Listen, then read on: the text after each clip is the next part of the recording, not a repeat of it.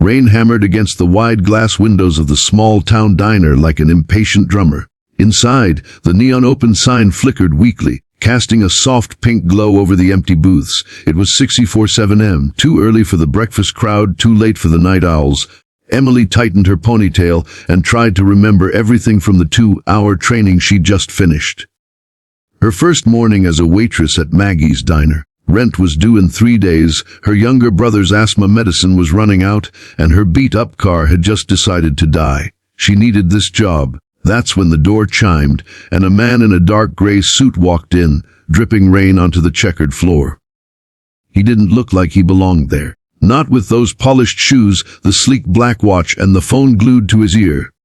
"Yeah, tell them to prepare the boardroom," he said sharply, sliding into a booth.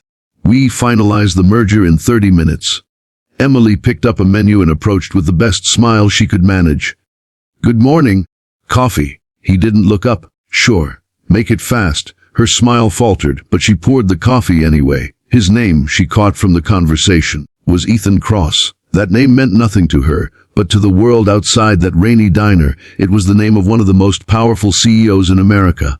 Ethan Cross, founder of Crosstech Industries, billionaire, ruthless negotiator. The man whose company was about to buy out a smaller tech firm for $200 million that very morning.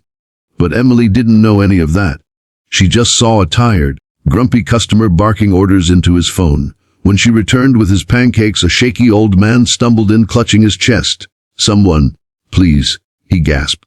Emily froze. "Sir, are you okay?" The man collapsed. Without hesitation, Emily dropped the tray and ran around the counter, kneeling beside him. "Cal 911, she shouted. Ethan looked up from his phone, annoyed. "What the hell?" "Now," she snapped. Her voice cut through the diner like thunder. He blinked, startled, then hurried to dial. Emily tilted the man's head back, checking his breathing. "Stay with me," she whispered, her hands trembling. "Don't you dare leave me." The man's pulse was weak. She remembered something from a first aid video and started chest compressions, whispering counts through her tears. By the time the ambulance arrived, she was covered in spilled coffee and panic, her knees shaking. As the EMS lifted the man onto the stretcher, she squeezed his cold hand. "You're gonna be fine," she murmured. The paramedic looked at her. "You probably saved his life." Emily exhaled, her eyes glassy. Then she turned and found Ethan watching her, his phone forgotten. "Are you okay?" he asked softly.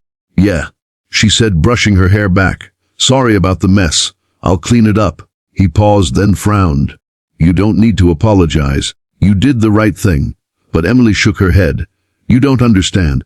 This is my first day. If Maggie sees this disaster, I'm done." And just as she said that, Maggie, the owner, walked in.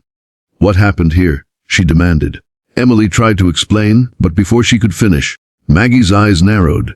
"This is not a charity, Emily. You left your post, ruined a customer's meal." Ethan stood up.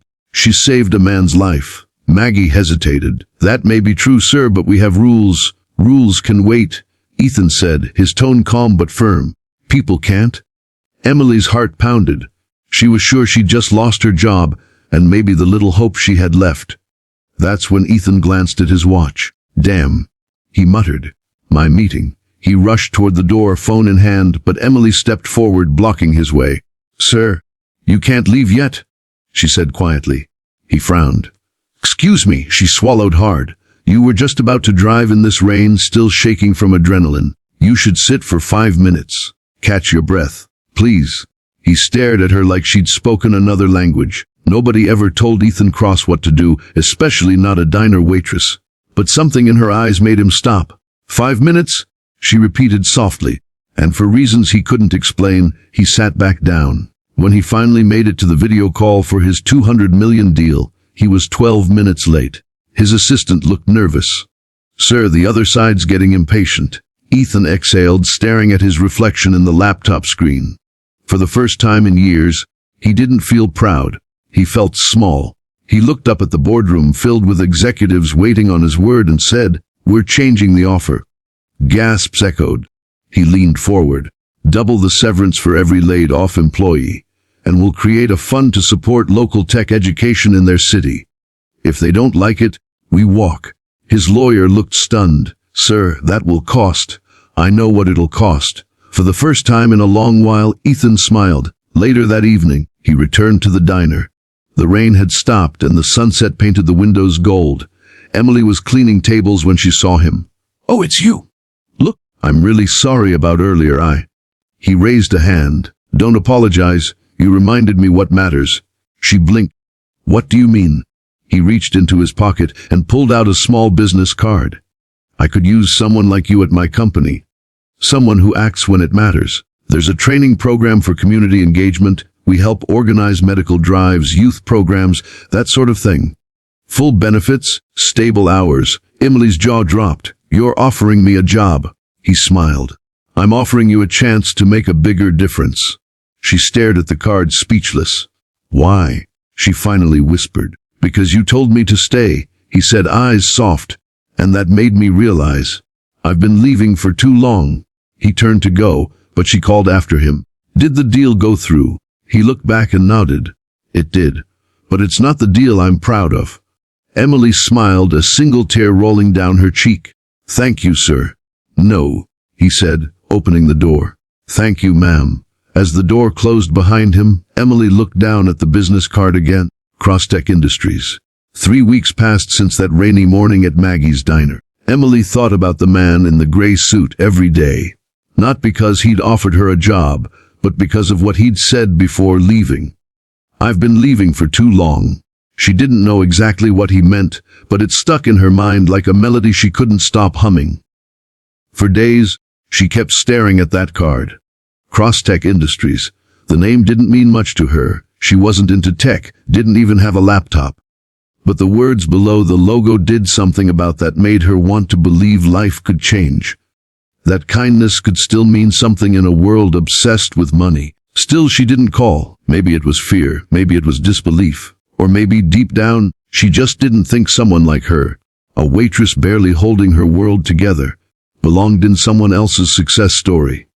Meanwhile, across the city, Ethan Cross sat in his corner office, staring out over a skyline he once thought he owned. He had everything: power, money, control. Yet for the first time, those things didn't fill him the way they used to. That morning in the diner had cracked something open in him, a reminder of what it meant to care. Since that day, Crosstech's culture began to shift. He ordered the creation of a team dedicated to community outreach, local hiring, and health initiatives. His board thought he was losing his edge. His competitors thought he'd gone soft, but Ethan didn't care. He'd spent years building a company people feared. Now he wanted to build one people believed in. And in every meeting, every new decision, one face came back to him. The young woman who dropped everything to save a stranger, then told him to stay when no one else would have dared.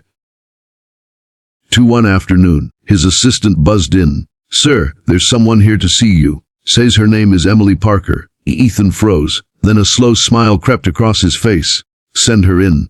When Emily stepped into the office, she felt small, surrounded by marble floors, floor-to-ceiling windows, and people who looked like they'd never spilled coffee in their lives. "Mr. Cross," she said softly, clutching her worn-out bag. I wasn't sure you'd remember me." He laughed lightly. "Emily, I've quoted you in 3 meetings this week." She blinked. "You what?" "Rules can wait. People can't," he said with a grin. "It's become our new team motto." She smiled shyly. He gestured for her to sit. "You didn't call, so I figured maybe you changed your mind." "I wasn't sure I was good enough," she admitted. He leaned forward. "Emily, good companies hire skill. Great companies hire heart. And you've got more of that than anyone I've ever met." That's how it started. Emily joined Crosstech, not in some fancy executive role, but as a field coordinator in the company's new community program. Her job was to organize charity drives, health camps, and scholarships for underprivileged kids. She loved it. For the first time, she felt seen. She felt like what she did mattered. And Ethan, he watched quietly as her kindness rippled through the company like sunlight after a storm.